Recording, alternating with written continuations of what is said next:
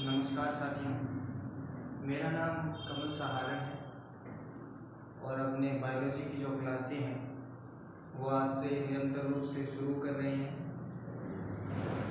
तो आज अपने पहला जो टॉपिक होगा वो होगा पाचन।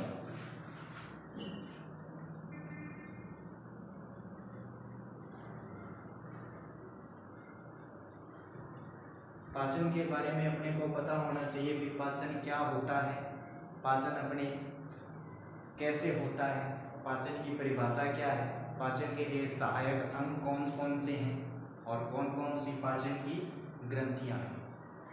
तो पाचन जो होता है वो होता है जैसे अपने जटिल जो भोज्य पदार्थ यानी अपने जो भोजन के जो जटिल अणु हैं उन्हें सरल अणुओं में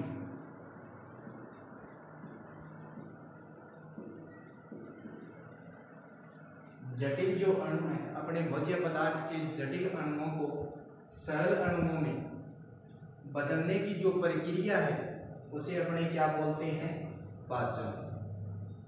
यानी कहने का मतलब है भोज्य पदार्थों के जटिल अणुओं को सरल अणुओं में बदलने की जो प्रक्रिया है वो पाचन कहलाती है। अगर सरल भाषा में देखें तो अपने ये भी बोल सकते हैं कि भोजन के बड़े बड़े अणुओं को छोटे छोटे अणुओं में बदलने की प्रक्रिया पाचन कहलाती है। तो देखिए, पाचन जो है वो हमारे शरीर की आहार नाल में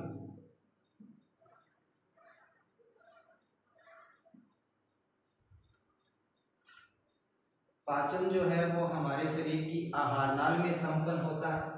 अगर आपसे पूछा जाए भी पाचन की जो प्रक्रिया है वो कहाँ संपन्न होती है, तो पाचन की जो प्रक्रिया है वो आहार नाल में संपन्न होती है। अक्सर इस आहार नाल की लंबाई पूछी जाती है भी आहार नाल की लंबाई क्या है। तो आहार नाल की लंबाई अगर देखें तो इसकी लंबाई होती है 32 फीट, यानी लगभग 10 से 12 मीटर। कुछ किताबों में 5 से 7 दिया गया है, लेकिन इसकी जो एक्चुअल लंबाई है वो 32 फीट यानी 10 से 12 मीटर होती है। बात करें भी मानव शरीर में आहार नाल कहाँ से कहाँ तक पाई जाती है। अक्सर अपने से पूछा जाता है भी मानव शरीर में आहार नाल कहाँ से कहाँ तक पाई जाती है। तो आहार नाल जो होती है वो मानव शरीर में मुख गुहा से शुरू होकर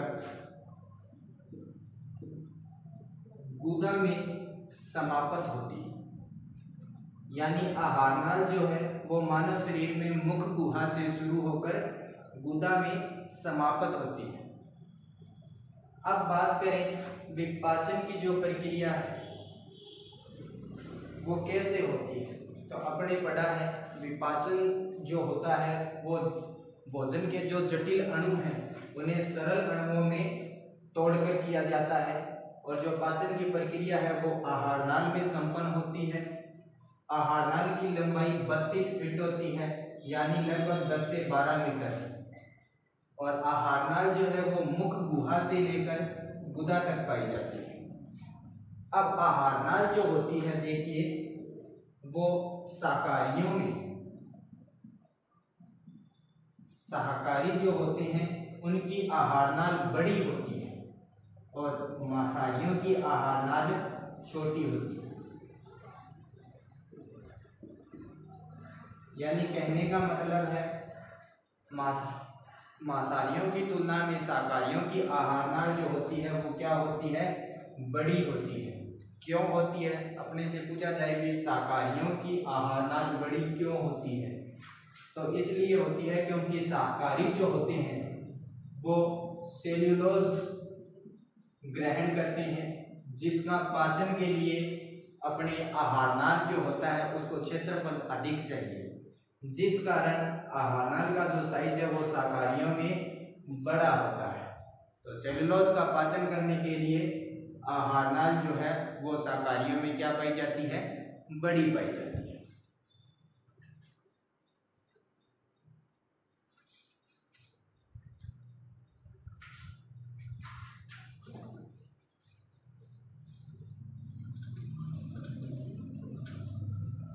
अब बात करते हैं आहारनाल के भागों की। भी आहारनाल के कौन कौन से भाग होते हैं। तो आपको मैंने बताया है आहारनाल जो होती है वो मुख गुहा से शुरू होती है। तो मुख गुहा से शुरू होती है तो आहारनाल का पहला भाग ही मुख गुहा होगा।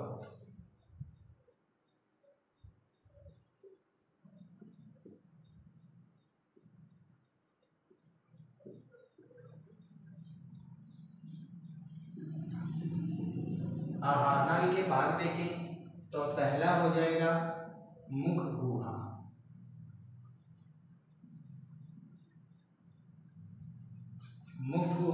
मुख गुहा के बाद में अपने यहाँ ग्रसनी पाई जाती है। उसके बाद में एक ग्रास नली पाई जाती है और ग्रास नली के बाद में अपने अमाशय आता है।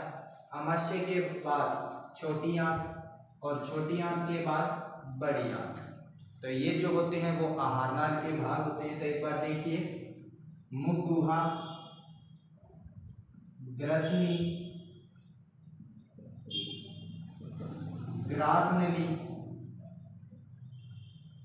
जिसे ग्रसिका भी बोलते हैं,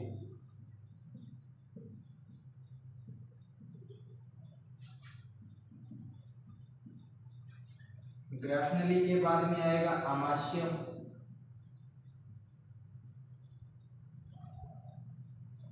छोटी आंत,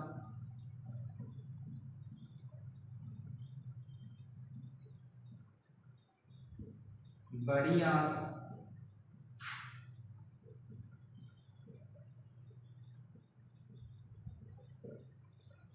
और एक परिशेषिका।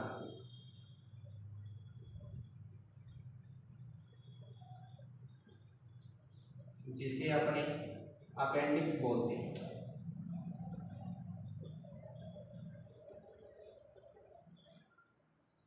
तो ये आहारनाल के भाग होते हैं। इनके बारे में अपने विस्तृत अध्ययन करेंगे। तो देखिए, आहारनाल के भागों की बात करें तो मुख गुहा, ग्रसनी, ग्रास नली, अमाशय, छोटी आंत, बड़ी आंत और अपेंडिक्स। अब कुछ होती है पाचन ग्रंथियां जो अपने क्या करती हैं, पाचन में सहायता प्रदान करती हैं।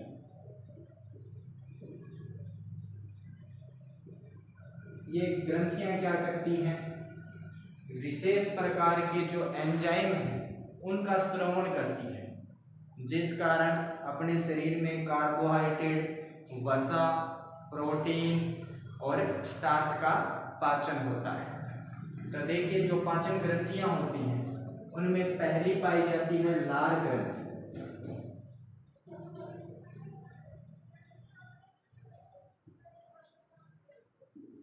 दूसरी होती है जठर ग्रंथि,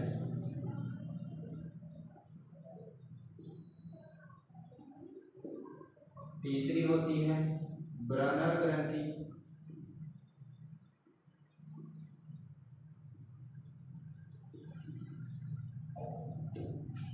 चौथा होता है अग्नाशय,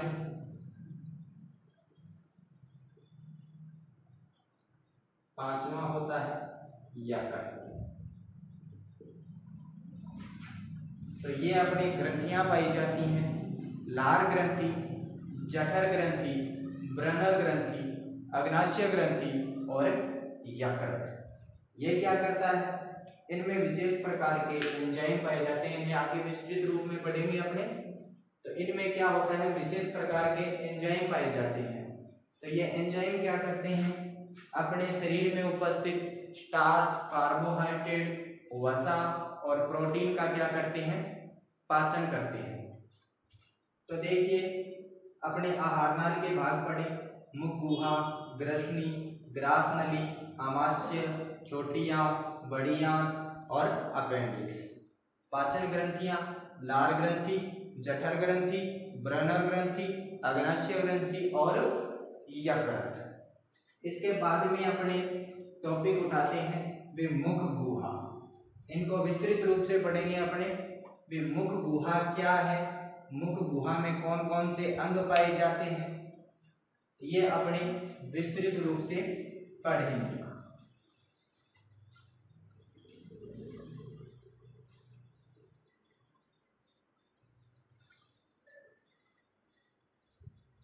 अब मुख गुहा आप सब जानते हो,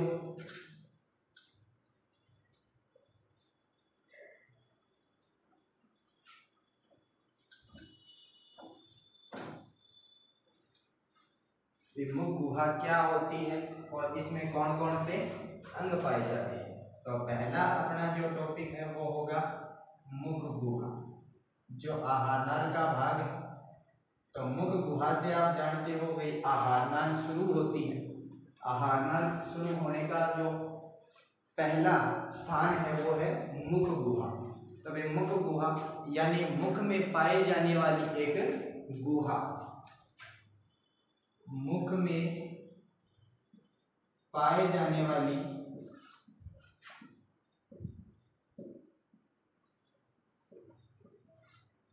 गुहा को मुख गुहा कहते हैं।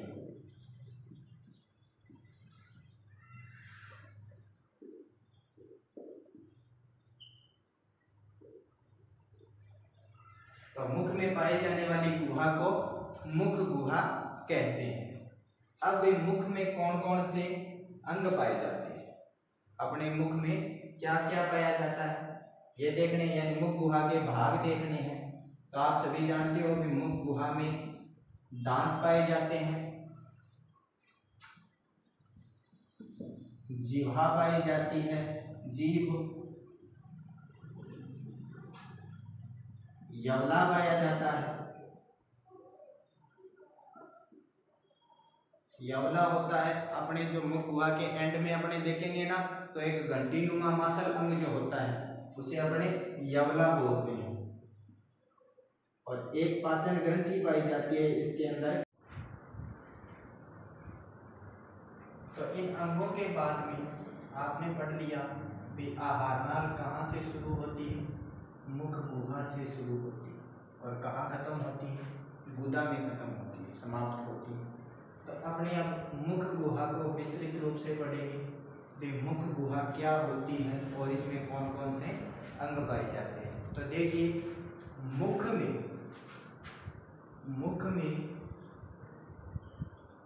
पाए जाने वाली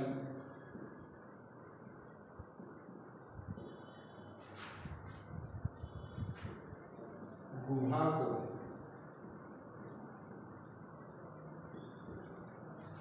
मुख गुहा कहते हैं।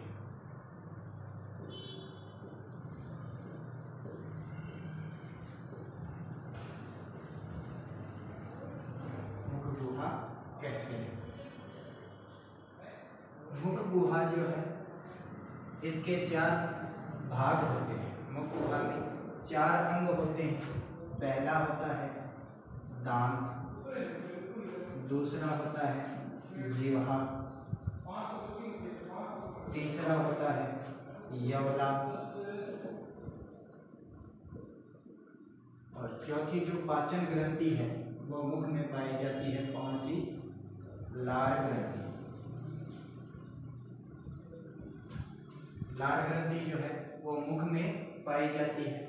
दांत, जीवा, यवला और लार ग्रंथि ये मुख गुहा के भाग होते हैं। अब पहला अपने पढ़ते हैं दांत।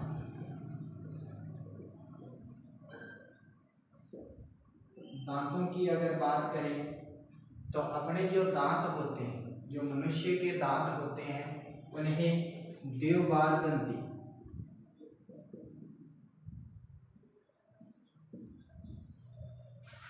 गरद दंती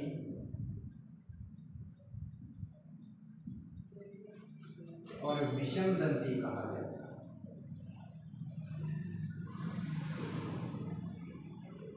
मनुष्य के दांतों को क्या कहा जाता है, द्विबार दंती, क्योंकि जीवन में जो ये दांत हैं वो 2 बार आते हैं।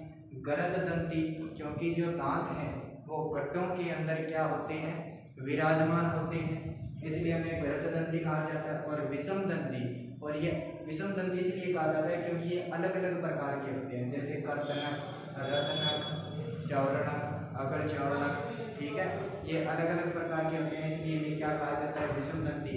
इनकी संरचना भी अलग होती है और इनके कार्य भी अलग अलग होते हैं। बात करें दांतों की, तो दांतों को दांतों के अध्ययन को क्या कहा जाता है? दांतों का अध्ययन। दांतों का अध्ययन जो है वो ओडोंटोलॉजी होता है। आपसे पूछा जाए कि दांतों के अध्ययन को क्या कहते हैं, तो दांतों के अध्ययन को ओडोंटोलॉजी कहते हैं। और दांतों के जो चिकित्सक होते हैं, स्पेशलिस्ट होते हैं, उन्हें डेंटिस्ट बोला जाता है।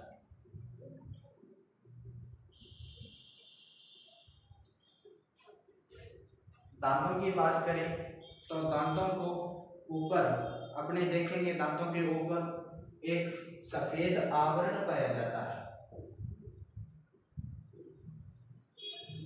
दांतों के ऊपर एक सफेद आवरण पाया जाता है जिसे अपने क्या बोलते हैं?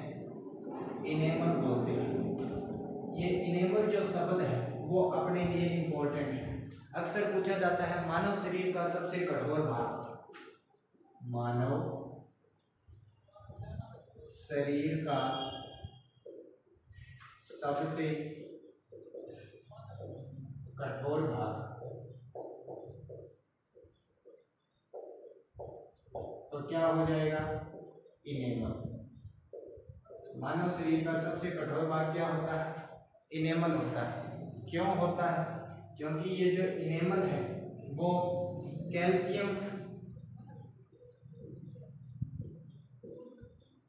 कार्बोनेट व कैल्शियम फास्फेट से मिलकर बना होता है। अगर पूछा जाए वे दांत कठोर होते हैं क्यों, तो इनेमल के कारण ये क्या होते हैं? दांत अपने कठोर होते हैं क्योंकि ये किससे मिलकर बने होते हैं? कैल्शियम कार्बोनेट व कैल्शियम फास्फेट से मिलकर बने होते हैं। ये चीज इंपॉर्टेंट है आपके लिए, कैल्शियम कार्बोनेट व कैल्शियम फास्फेट। ये दांतों को क्या करती है? भी एक कठोर आवरण प्रदान करती है जिसे अपने क्या बोलते हैं? इनेमल बोलते हैं। अब बात करें इनेमल की, तो इनेमल के जो निचली परत होती है, इनेमल की जो निचली परत होती है उसे क्या बोलते हैं? डेंटिन बोलते हैं।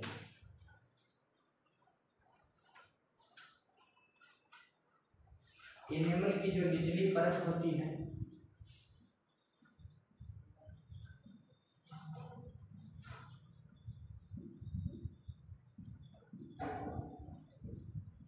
उसे क्या बोलते हैं? डेंटिन बोलते हैं।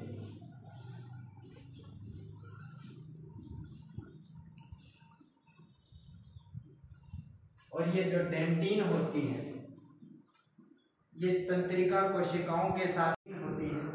ये तंत्रिकाओं या तंत्रिका कोशिकाओं के साथ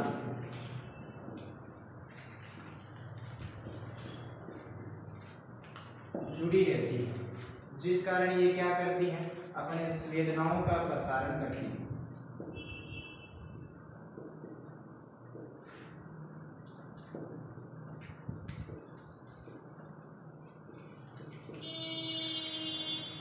संवेदनाओं का प्रसारण करती है। जैसे अपने क्या होता है, कई बार ठंडे जो पेय पदार्थ वो अपने ग्रहण कर लेते हैं, तो ये डेंटिन क्या करती है? तंत्रिका कोशिकाओं को संवेदनाएं प्रसारण करने का कार्य सौंपती है। भी इसने क्या कर लिया है? ठंडे पेय पदार्थों को ग्रहण कर लिया है। और ये जो संवेदनाएं हैं वो अपने मस्तिष्क में जाती है और मस्तिष्क को सूचना देती है वे इसने ठंडे पेय पदार्थ ग्रहण कर लिए हैं, जिस कारण अपने दांतों के अंदर एक अजीब से proकार की झंझनाहट होती है, वो इसी के कारण होती है। अब आगे अपने देखें वे दांतों के प्रकार। दांतों के प्रकार, दांत जो होते हैं वो कितने प्रकार के होते हैं? उनके क्या क्या कार्य होते हैं? दांतों के प्रकार की बात करें अपने,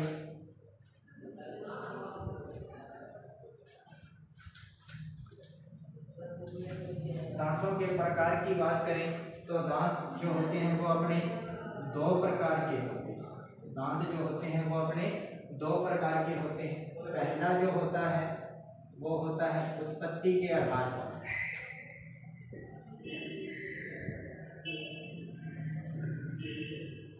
पहला जो होता है वो होता है उत्पत्ति के आधार पर, और जो दूसरा होता है वो होता है संरचना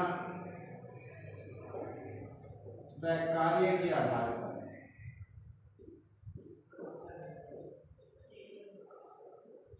संरचना व कार्य के आधार पर दांत जो होते हैं वो अपने कितने प्रकार के होते हैं?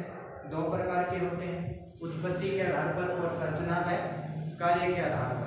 अब बात करें उत्पत्ति के आधार पर, तो उत्पत्ति के आधार पर दांत 2 प्रकार के होते हैं। उत्पत्ति के आधार पर दांत 2 प्रकार के होते हैं। पहला होता है दूध के दांत, जो बच्चों में सबसे पहले आते हैं उन्हें बोलते हैं अपने दूध के दांत, और दूसरा होता है वयस्क के दांत।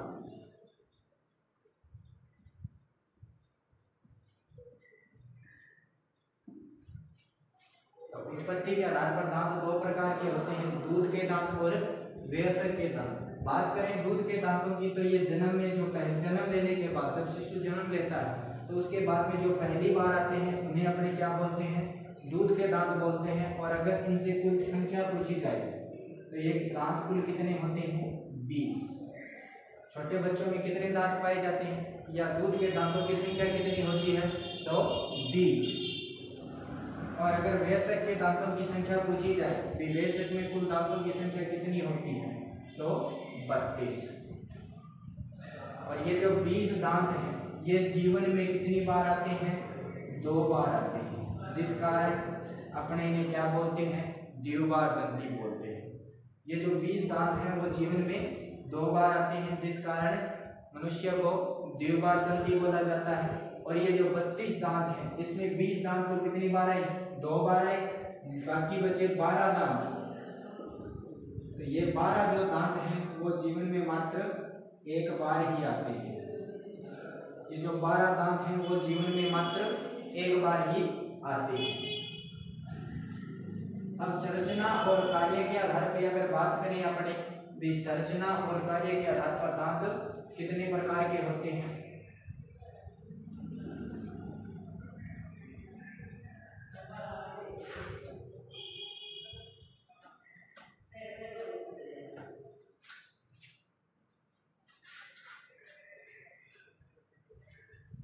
तो संरचना व कार्य के आधार पर दांत जो होते हैं वो कितने प्रकार के होते हैं? तो ये 4 प्रकार के दांत होते हैं।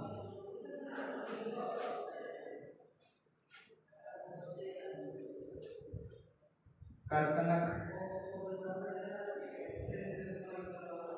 रत्नक, अग्रचरणक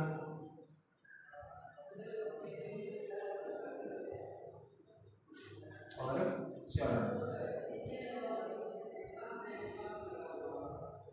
दांत जो होते हैं वो कार्य और संरचना के आधार पर 4 प्रकार के होते हैं, कर्तनक, रत्नक, अग्रचरणक और चरणक। कर्तनक जो होते हैं वो आगे के दांत होते हैं। ये जो अपने जबाड़े में आगे ही आगे पाए जाते हैं ये कौन से दांत होते हैं? कर्तनक दांत होते हैं। और रत्नक जो होते हैं ये जो नुकीले दांत हैं अपने वो कौन से होते हैं? रत्नक दांत होते हैं। और ये पीछे की दोनों जाड़े हैं, ठीक है, अग्रचरणक और चरणक। बात करें कर्तनक दांतों की, तो अगर इनके कार्य की बात करें तो ये भोजन को काटने का कार्य करती है, भोजन को काटने का कार्य करती है। रत्नक जो है ये भोजन को चीर फाड़ करता है, भोजन की चीर फाड़ कौन करता है? रत्नक दांत करता है। उसके बाद में जो अग्रचरणक और जो चरणक है यानी पीछे के जो दांत हैं ये भोजन को चबाने का कार्य करती है, भोजन को चबाने का कार्य करते हैं। अब हमसे पूछा जाता है अक्सर भी दांतों का सूत्र बताइए। यहाँ तक हो गया, दांत 2 प्रकार के होते हैं, उत्पत्ति के आधार पर और संरचना व कार्य के आधार पर। उत्पत्ति के आधार पर दांत 2 प्रकार के होते हैं, दूध के दांत और वयस्क के दांत। दूध के दांत 20 होते हैं, वयस्क के दांत 32 होते हैं। 20 दांत जीवन में 2 बार आते हैं, जिस कारण उन्हें द्विबारदंती कहा जाता है। संरचना और कार्य के आधार पर दांत 4 प्रकार के होते हैं: कर्तनक, रत्नक, चरणक और अग्र चरणक। उनके कार्य आपको बता दिए। अब देखिए, बात करें दंत सूत्र की। अक्सर पूछा जाता है, इम्पोर्टेंट है ये आपके लिए, बहुत सारे एग्जामों में पूछा जाता है दंत सूत्र। तो अगर आपसे दूध के दांत या दूध दंत सूत्र, दूध के दांत निकालने का जो सूत्र है ये पूछा जाता है हमसे अक्सर, तो ये होता है 21/02 बट्टा 21/02 इंटू 2। अक्सर 4 ऑप्शन देता है, जिसमें अपने क्या कर देते हैं, दूध का दांत कौन सा अपने फिल करेंगे, 21/02 बट्टा 21/02 इंटू 2। अब वयस्क दंत सूत्र, वयस्क दंत सूत्र पूछिए तो ये क्या हो जाएगा भी, 21/23 बट्टा 21/23 इंटू 2। ये कौन सा हो जाएगा, वयस्क का दंत सूत्र, और ये कौन सा हो जाएगा, दूध का दंत सूत्र। अच्छे से याद कर लेना, बहुत सारे एग्जामों में ये क्वेश्चन पूछा जाता है। इसमें जो ये ऊपर है ये कौन सा होगा, ऊपरी जबड़ा, इससे ऊपरी जबड़े के दांत निकलते हैं और इससे निचले जबड़े।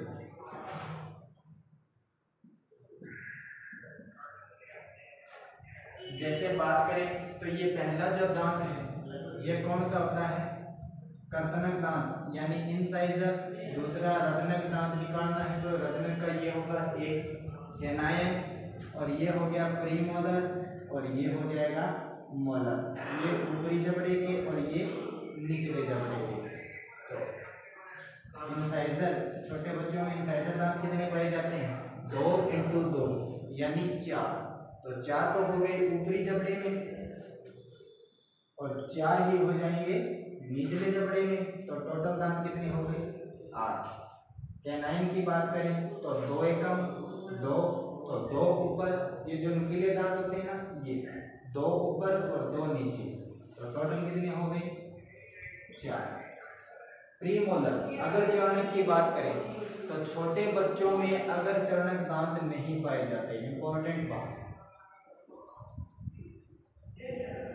छोटे बच्चों में प्रीमोलर टीथ यानी अगर चरणक दांत नहीं पाए जाते। इंपॉर्टेंट क्वेश्चन है ये, छोटे बच्चों में कौन से दांत नहीं पाए जाते हैं, तो कौन से दांत नहीं पाए जाते, प्रीमोलर यानी अगर चरणक। ठीक है, तो 0 है तो प्रीमोलर हो जाएगा 0 + 0 = 0। मोलर हो जाएगा वही 2 × 2 = 4, 4 ऊपर के 4 नीचे के, टोटल 8। जोड़ लो, 8 × 4 = 12, 8 × 20। मैंने क्या बताया था, दांत के सूत्र, दूध के दांत कितने होते हैं, 20 होते हैं। इसी प्रकार ये हो जाएगा, इसमें देखो ऊपर के हो गए 4 + 4 = 8, नीचे के हो गए 2 + 2 = 4। फिर प्रीमोलर टीथ हो गए 4/4 8, और मोलर टीथ कितने हो गए, 3 × 2 = 6, 6 + 6 = 12। टोटल हो गए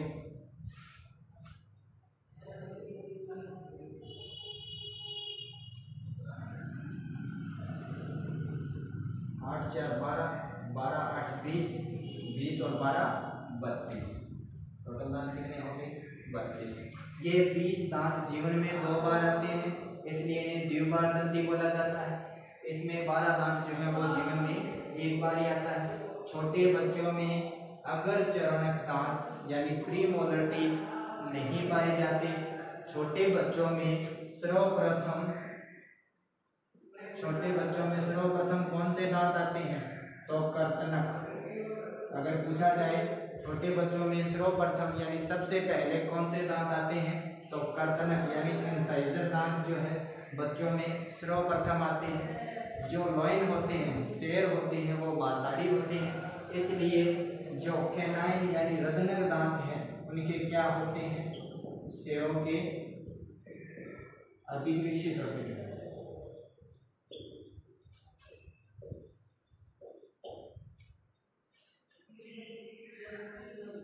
सॉरी,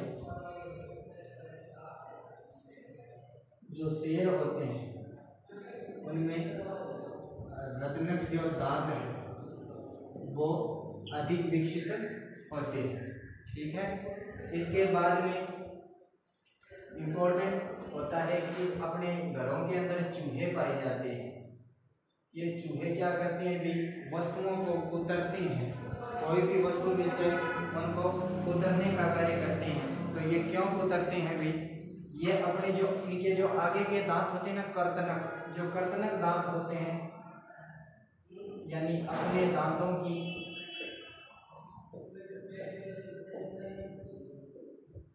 लंबाई को कम करने के लिए,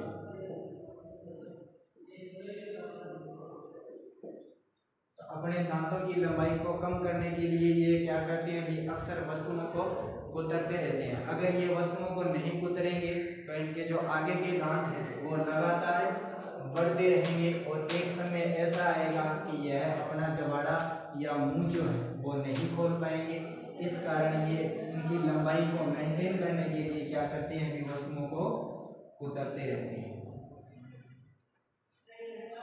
और दांत हो गए अपने लगभग।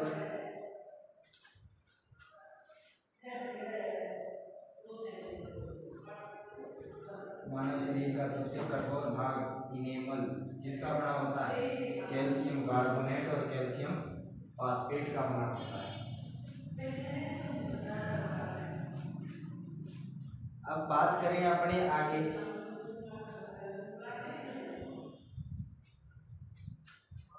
जीवा। 2 नंबर मुख गुहा का 2 नंबर भाग जीवा या जीभ, जीभा और जीभ। तो जीभा और जो जीभ है अपनी, वो एक मांसल अंग है। कौन सा अंग है, मांसल अंग।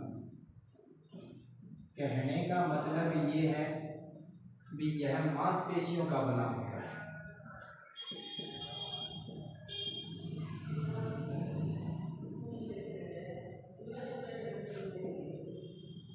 मांसपेशियों का बना होता है, इसलिए इसको क्या बोलते हैं, अपने मांसल अंग बोलते हैं। जीभ पर या जिह्वा पर छोटी छोटी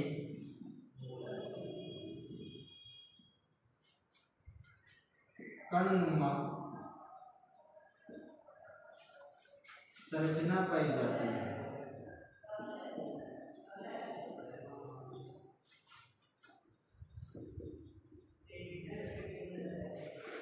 जिसे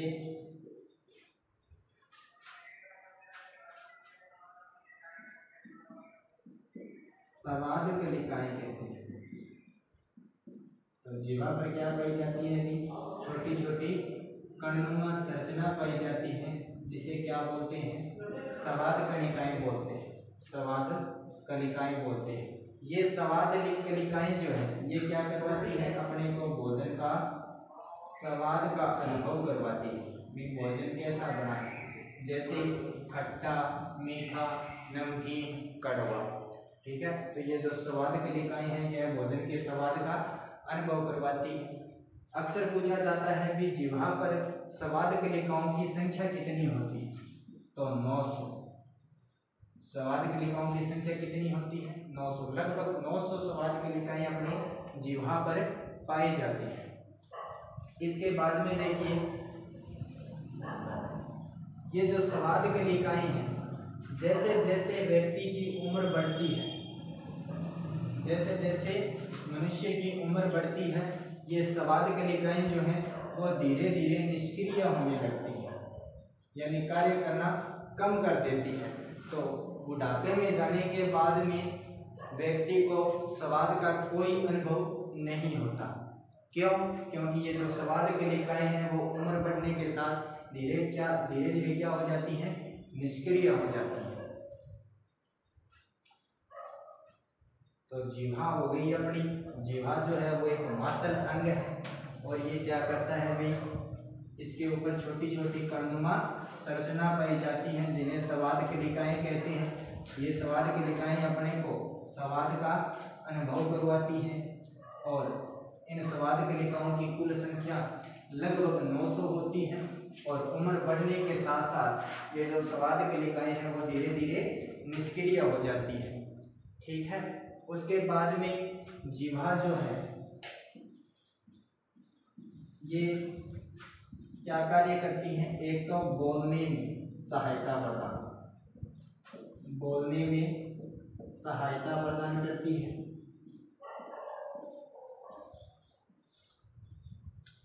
दूसरा, अपने मुख में जो भोजन है उसको घुमाने में, भोजन को घुमाने में सहायक होती है।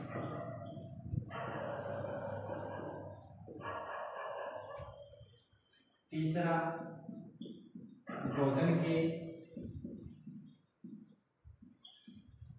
स्वाद का अनुभव करवाती है।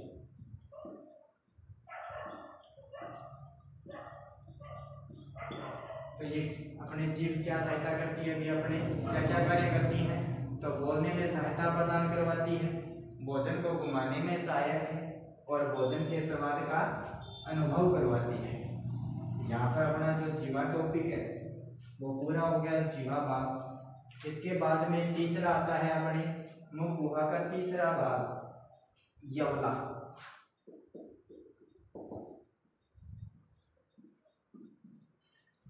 तो यवला आप सब जानते हो भी, अपना जो मुख गुहा है इसमें अपने तालु के पीछे देखेंगे तो एक मांसल अंग यानी घंटेनुमा एक संरचना है वो लटकी रहती है, जिसे अपने क्या बोलते हैं, यवला बोलते हैं। और ये यवला क्या है, एक मांसल अंग है, यानी ये भी किससे बना है, मांसपेशियों से मिलकर बना है, इसलिए इसे अपने क्या बोलेंगे, मांसल अंग बोलेंगे। ठीक है, और यवला जो है ये क्या करता है, भोजन को मुख गुहा से, मुख गुहा से ग्रसनी में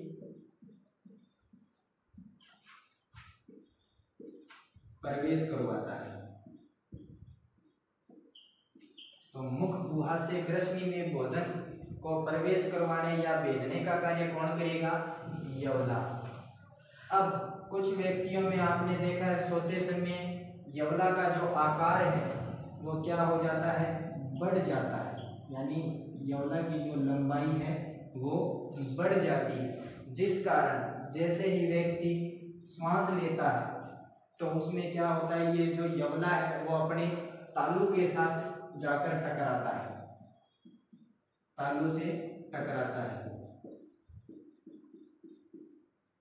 जिस कारण एक ध्वनि का निर्माण होता है। क्या होता है, एक ध्वनि का निर्माण होता है, जिसे अपने साधारण भाषा में क्या बोलते हैं, खराटे। तो यवला का आकार सोते समय बढ़ जाता है, जिस कारण यह क्या होता है, वे तालु से टकराता है और इसे अपने साधारण भाषा में क्या बोलते हैं, खराटे बोलते हैं। एक ध्वनि का निर्माण होगा जिसे अपने क्या बोलेंगे, खराटे बोलेंगे। तो जीवा जो है वो, यवला जो है वो अपने क्या हो गया, अभी कंप्लीट हो गया। अब चौथा और एक इम्पोर्टेंट भाग आता है, भी अपने पढ़ा था पाचन ग्रंथियां, तो इसमें चौथा भाग है अपने लार ग्रंथि।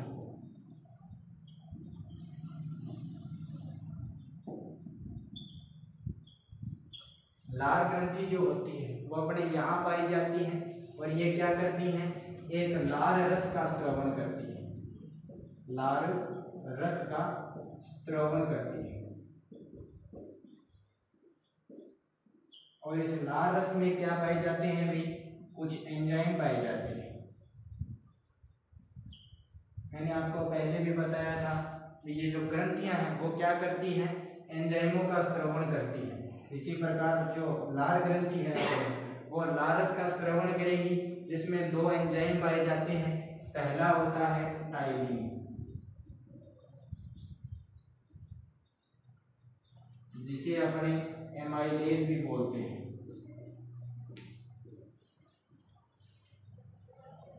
और दूसरा होता है लाइसोजाइम।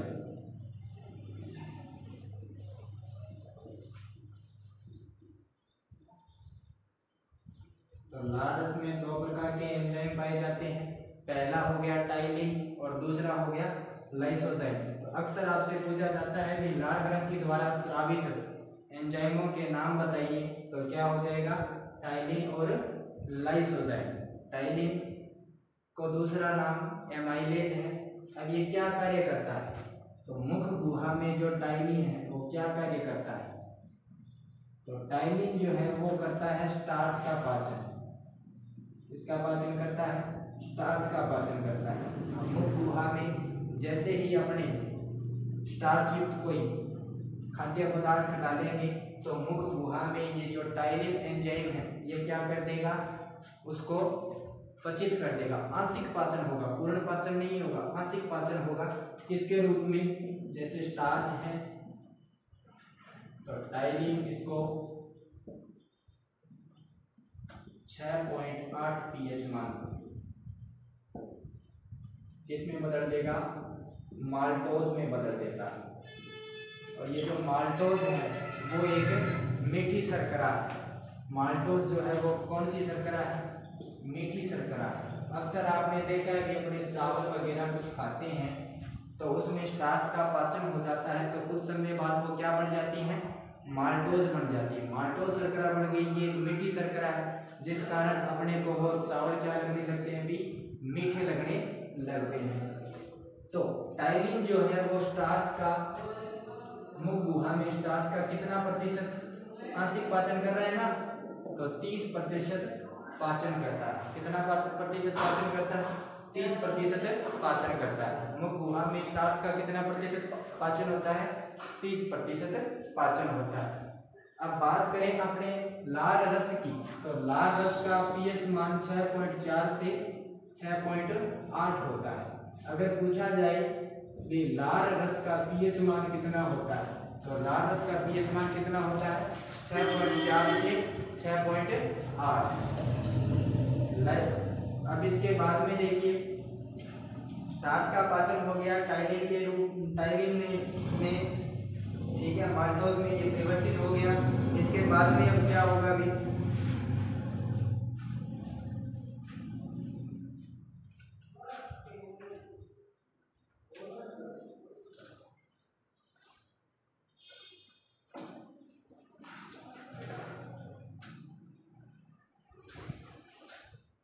तो लाल रस का पीएच मान कितना हो जाएगा, 6.4 से 6.8 हो जाएगा। और लाल रस में कौन कौन से एंजाइम पाए जाते हैं, टाइलिन और लाइसोजाइम। टाइलिन क्या करता है, स्टार्च का आंशिक पाचन करता है, किसके रूप में, माल्टोज के रूप में। माल्टोज क्या है, एक मीठी शर्करा है। उसके बाद में अगर बात करें कि कितना प्रतिशत इसमें पाचन हो रहा है, तो टाइलिन के द्वारा मुख गुहा में स्टार्च का 30% ये पाचन होता है। इंपॉर्टेंट बात है ये। इसके बाद में देखिए दूसरा आता है अपने लाइसोजाइम।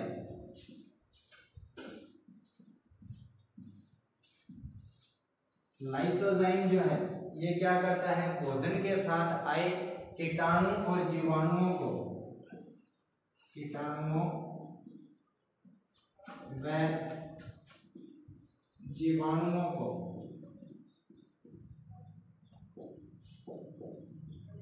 नष्ट करने का कार्य करता है।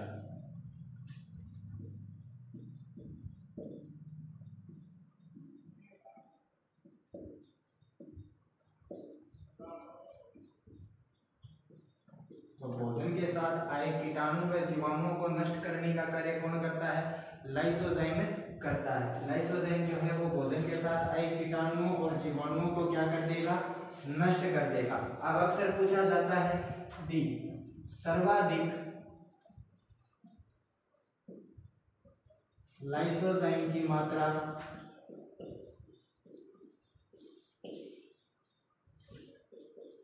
किसमें पाई जाती है, तो सर्वाधिक लाइसोजाइम की जो मात्रा है वो गौमूत्र में पाई जाती है।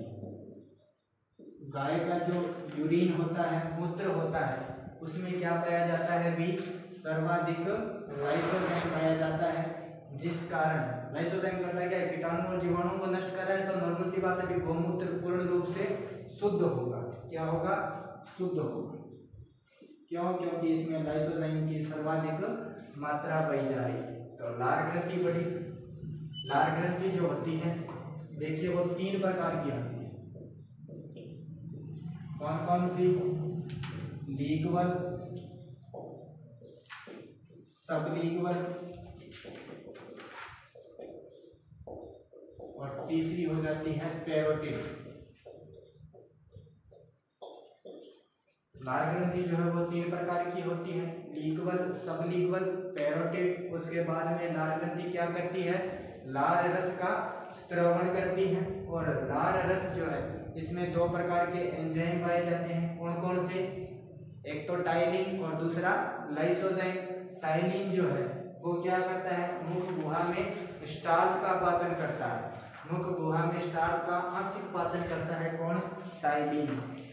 तो टाइलिन जो है वो स्टार्च को किस में परिवर्तित करेगा, माल्टोज में परिवर्तित करेगा। और लार रस का पीएच मान 6.4 से 6.8 होता है। ठीक है, तो 6.4 से 6.8 पीएच मान पर टाइलिन स्टार्च को किसमें परिवर्तित कर देगा, माल्टोज में। माल्टोज क्या है, एक मीठी शर्करा है। उसके बाद में दूसरा आता है अपने लाइसोजाइम। तो स्टार्च का 30% ही पाचन होता है। भी अक्सर पूछा जाता है मुख गुहा में स्टार्च का पाचन कितना होता है, तो 30%।